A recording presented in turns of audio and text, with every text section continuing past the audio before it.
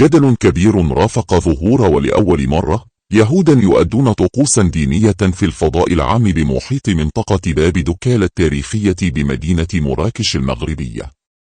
ورصدت المقاطع المصورة المنتشرة منذ أمس الثلاثاء 21 من أبريل 2026 أشخاصا يمارسون ما يشبه صلوات تلمودية أمام السور الأثري للمدينة في واقعة غير مسبوقة أثارت سجالا بين النشطاء حول مدى صحتها.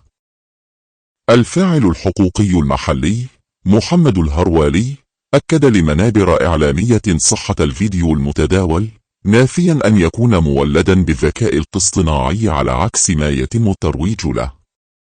وقال الفاعل الحقوقي ذاته إن التعايش يطبع المغاربة مسلمين ويهودا منذ أزمان بعيدة، مشددا على أن الواقعة لا علاقة لها باتفاقية إبراهام التي وقعها المغرب مؤخرا مع إسرائيل. جينا باش أننا نقيو الخزي والعار اللي لطخ المحيط هذا في المدينة المباركة نتيجة التطبيع.